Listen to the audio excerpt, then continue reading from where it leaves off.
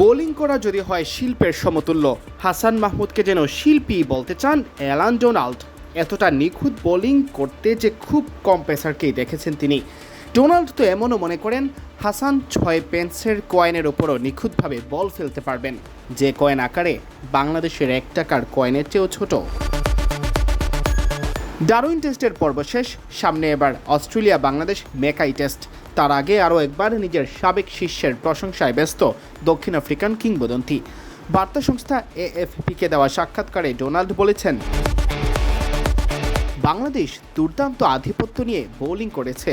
হাসান এখন অবিশ্বাস্য ফর্মে আছে, তার জন্য আমি সত্যি খুব খুশি। হাসানের কেরিয়ার যখন ডালপালা মেলছে, তখন ডোনাল্ড ছিলেন বাংলাদেশের পেস বোলিং কোচ। তাকে প্রথম দেখাতেই মুগ্ধ হতে হয়েছিল সাবেক প্রোটিয়া পেসারকে। রতনের রতন চেনে ডোনাল্ড যেমন চিনেছিলেন হাসানের গুণাবলী। জানালেন, কয়েক বছর আগে নেটে যখন তাকে প্রথম দেখেছিলাম, তখনই মনে হয়েছিল এই ছেলেটার দারুণ দক্ষতা আছে।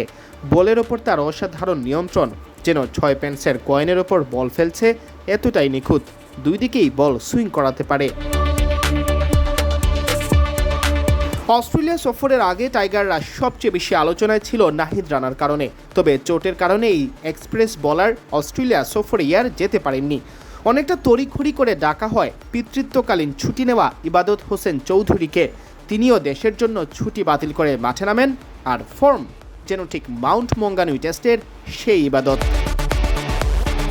ডোনাল্ড বলেন, একটি বোলিং আক্রমণের গভীরতা তখনই সবচেয়ে কার্যকর হয়ে ওঠে যখন নাহিদ রানা না থাকলে তার জায়গায় ইবাদত হোসেনের মতো একজন এসে একইভাবে নিজের কাজটা করে দিতে পারে। ডোনাল্ড মনে করেন, তাসকিন হাসান ইবাদতরা যে নাহিদ রানার অভাব বুঝতেই দেননি, এটাই বাংলাদেশের পেস বোলিং ইউনিটের গভীরতা ও প্রতিদ্বন্দ্বিতা প্রকাশ করছে। তিনি বলেন, এটা বাংলাদেশের বোলিং আক্রমণের গভীরতা সম্পর্কে অনেক কিছুই বলে।